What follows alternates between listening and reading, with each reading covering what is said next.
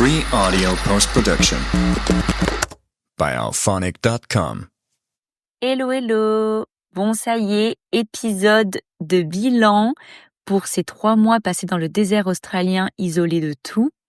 Oh là là, j'avoue que j'ai quand même un petit pincement au cœur de quitter cet endroit, mine de rien, parce que oui, j'ai eu des challenges, mais ça a quand même été mon expérience la plus douce depuis que je suis en Australie.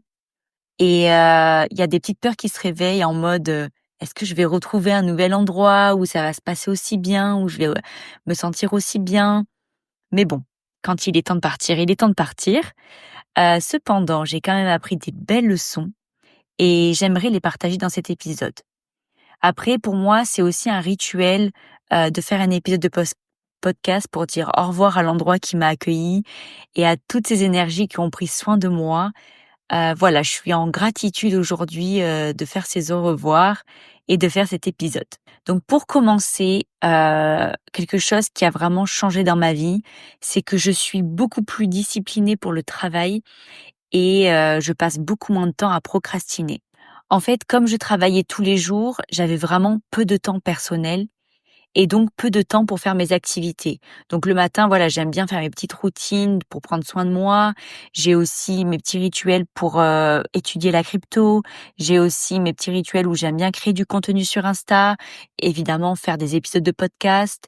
Et en fait, ça, c'est des choses que je faisais pendant une journée entière et j'ai dû tout condenser et faire des choix de choses pendant mes matinées puisque j'avais le travail tous les après-midi. Donc je devais vraiment être efficace et pas perdre de temps. Donc en fait, j'avais plus le temps d'avoir des doutes de est-ce que c'était bien ce que je faisais, par exemple, surtout dans la création de contenu, quand au moment de poster un reel, est-ce que je sais bien ce que j'ai dit, etc. En fait, non. Maintenant, c'est je tourne la vidéo, j'ai pas le temps de la tourner 4 fois, je la tourne une fois, je poste ce que j'ai à dire et j'appuie sur publier. Et j'ai plus le temps en fait. Je passe beaucoup plus à l'action.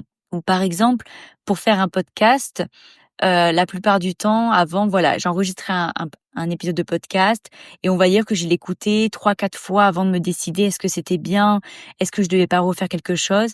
Maintenant, c'est bim bam boum, j'enregistre mon épisode de podcast, je fais le montage pour couper ce qu'il y a à couper, je fais mes petites procédures pour poster sur la plateforme, pour poster sur YouTube et après, c'est déjà le temps de me préparer pour aller au travail. J'ai plus le temps de me demander est-ce que c'est bien ou non, quoi.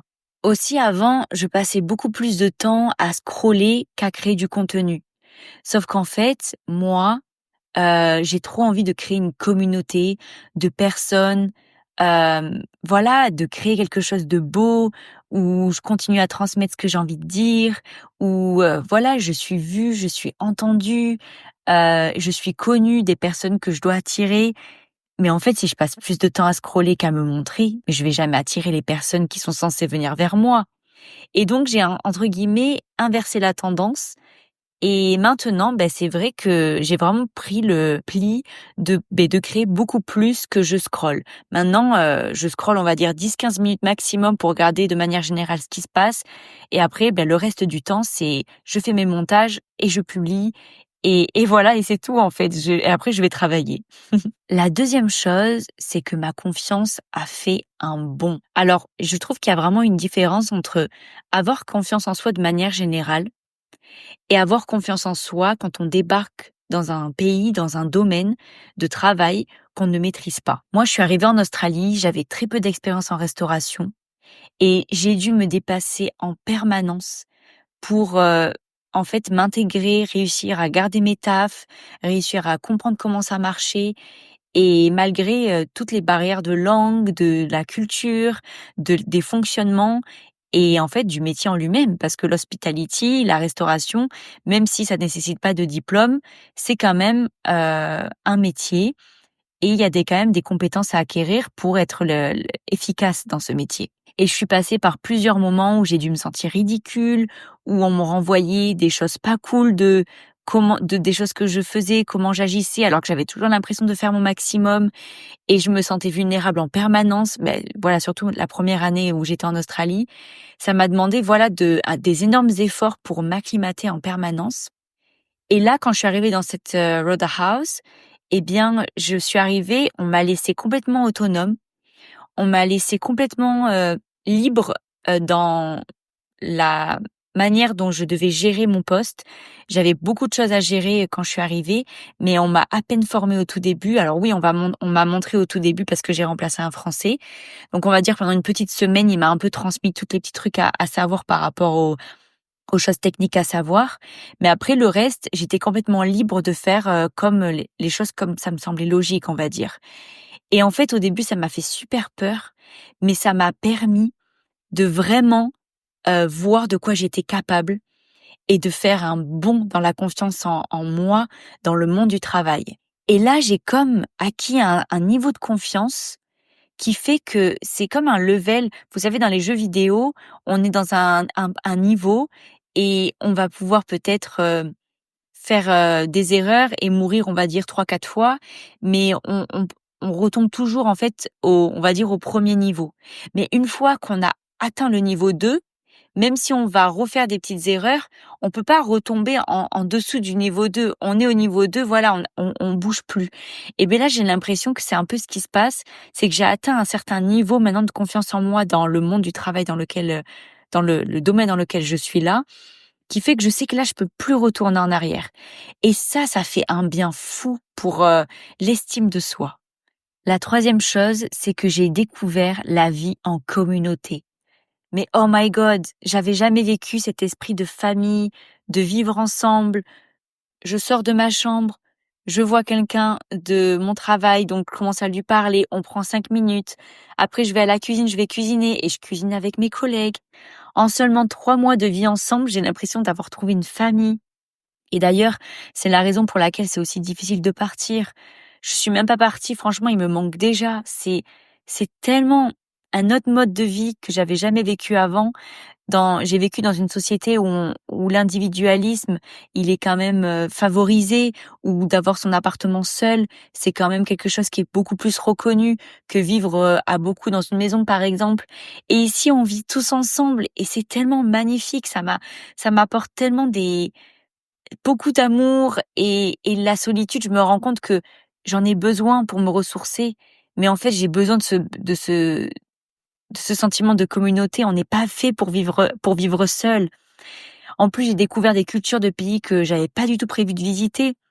Je travaille avec des Vietnamiens, avec des Chinois, avec un Balinéen, et vraiment, il y a aussi quelqu'un de Nouvelle-Zélande, pardon. Franchement, c'est magnifique toutes ces cultures de pays que je connaissais pas du tout. On se découvre, on apprend à vivre ensemble. Il y a beaucoup d'amour, il y a de l'entraide. C'est vraiment, j'ai pas les mots, c'est vraiment magnifique. Et c'est d'ailleurs ça que j'aime en Australie, c'est vraiment le fait que ce soit développé, de vivre dans des endroits perdus au milieu de nulle part et de rencontrer en fait des gens qui sont un peu comme toi, qui cherchent la même chose. J'imagine que si je vais en France et que je vais travailler au milieu de nulle part, je ne vais pas forcément rencontrer beaucoup d'étrangers. Et ici, c'est très commun de rencontrer des étrangers de partout qui travaillent voilà dans ce genre d'endroit. Et j'adore. J'ai vraiment découvert quelque chose qui me plaît beaucoup, beaucoup. Et d'ailleurs, pour ma prochaine expérience, j'ai beaucoup envie de retrouver cet esprit de communauté. Je ressens pas du tout l'envie de me poser dans un petit appartement en coloc ou seule et d'être isolée. Pas du tout. Là, j'ai envie de retrouver cet esprit de communauté. Donc, j'espère que c'est ce qui m'attend pour ma prochaine expérience. La quatrième chose, c'est que j'ai découvert la culture aborigène. Alors, c'est un peuple qui a beaucoup souffert et j'en ai jamais parlé sur Instagram de peur d'être maladroite parce que c'est une histoire vraiment très complexe.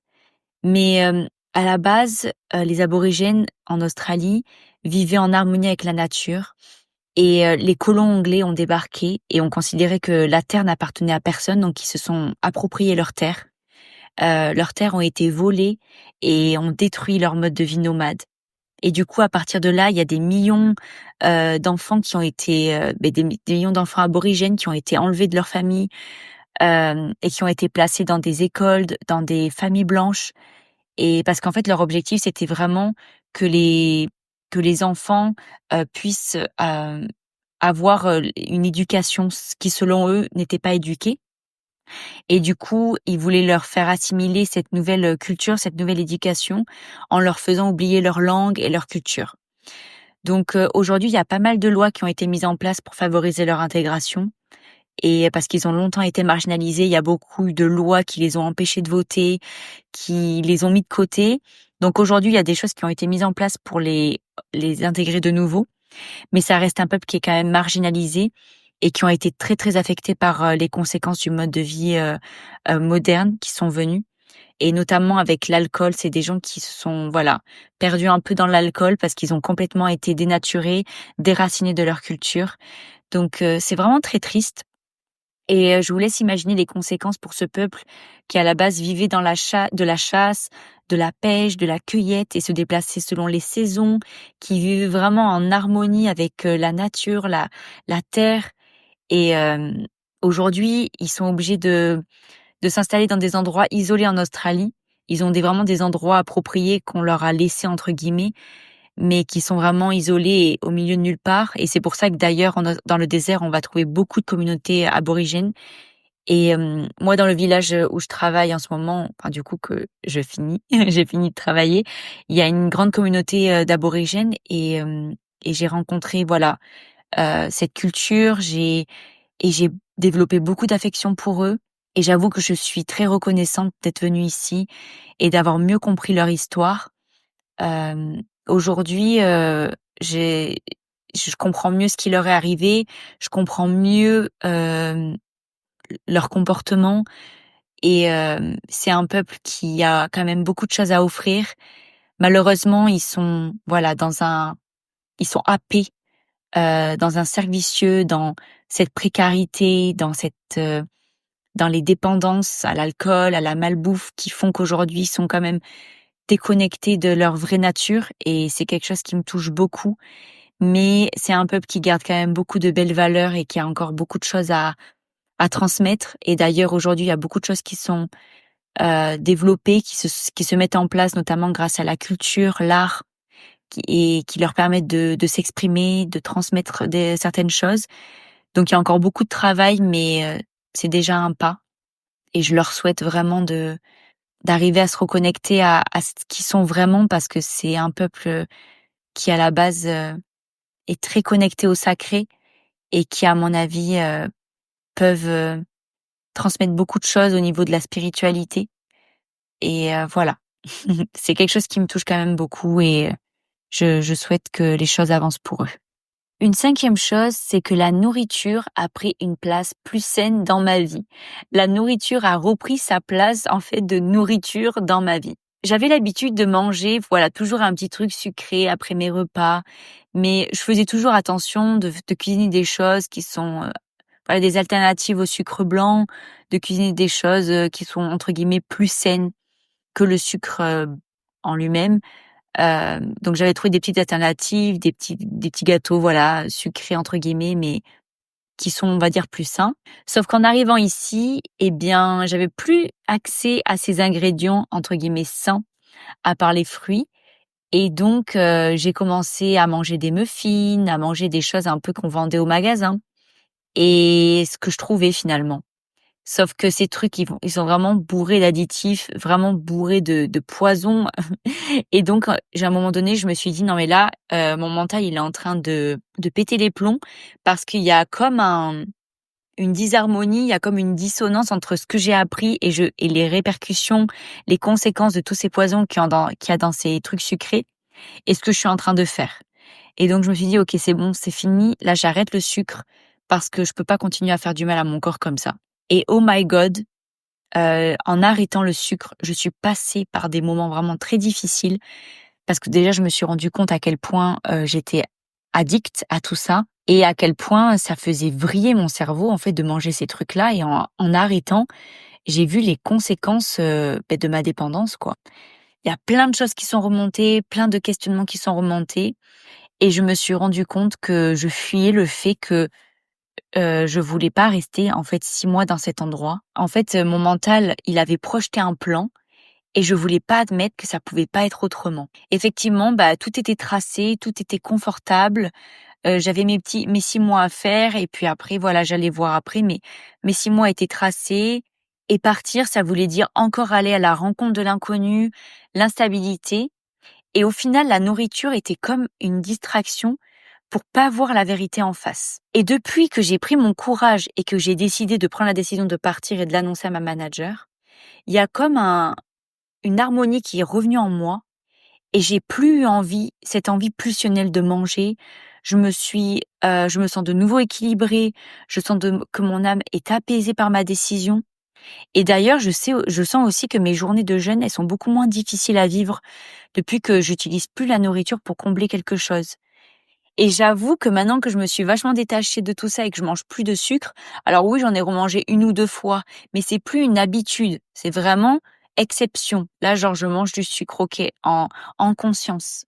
Et j'avoue que maintenant que j'ai retrouvé un peu cet équilibre et cette harmonie, j'ai un peu peur de retourner à la ville et d'avoir de nouveau accès à toute cette nourriture, libre et de pouvoir, même si je peux retourner à cuisiner des choses alternatives, j'ai plus envie en fait de toucher au sucre comme une habitude. Je veux garder cet équilibre et voilà, ce nouveau rythme, cette nouvelle discipline et vraiment manger du sucre à des moments, voilà, exception. Là, c'est un anniversaire ou tiens, là, je vais au restaurant, je m'autorise.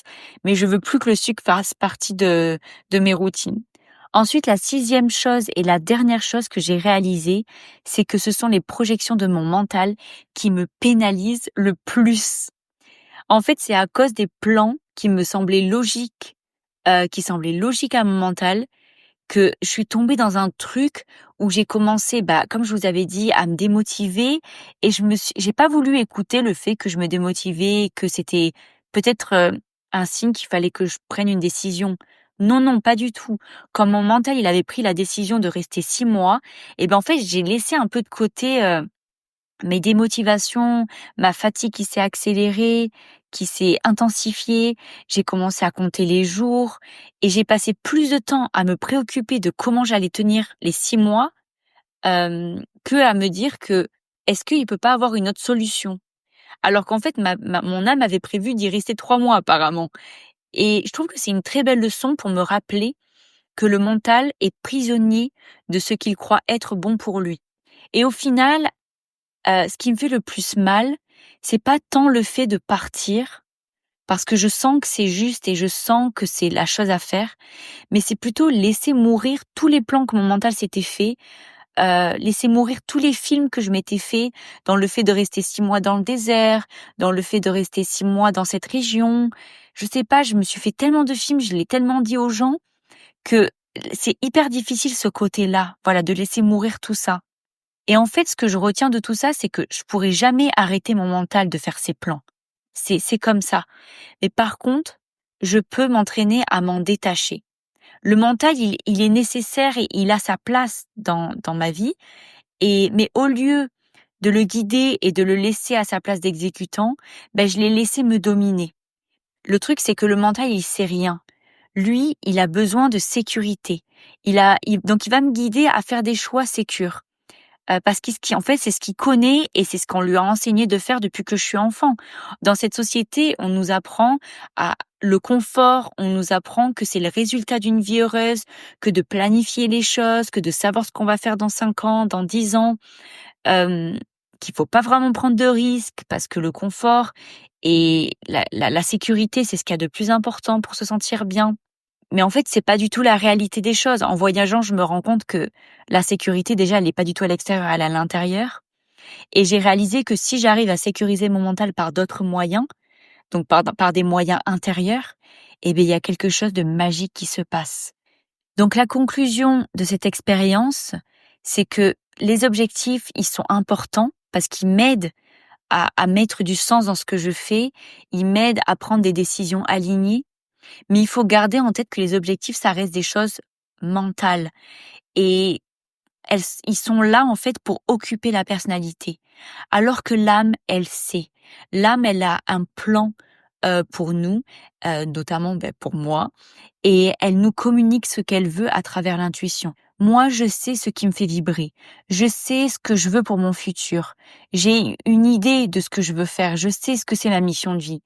Mais en réalité, comment j'y accède, ça n'a pas vraiment d'importance. Moi, je fais confiance à Dieu. Je fais confiance au chemin qu'il veut me faire prendre.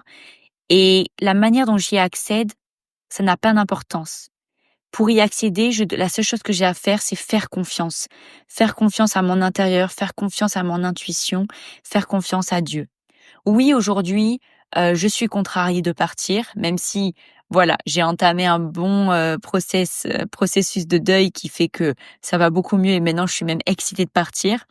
Mais voilà, je suis quand même un peu contrariée de partir parce que mes plans pour les 3 prochains mois, ils sont complètement annulés. À la base, ils étaient tout tracés, c'était rassurant. En plus, comme vous savez, je gagnais bien. Je savais exactement l'argent qui rentrait toutes les semaines. C'était cool.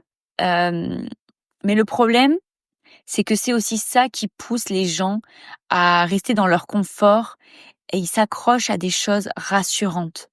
Mais le secret, c'est de sécuriser le mental autrement qu'à partir des choses extérieures. Et moi, je veux vraiment suivre les plans de Dieu, car je sais que c'est ce qui va me guider vers ma joie et vers mon apaisement. Alors maintenant, je vais prendre quelques jours de repos, je vais voyager un petit peu, je vais faire des choses qui me plaisent.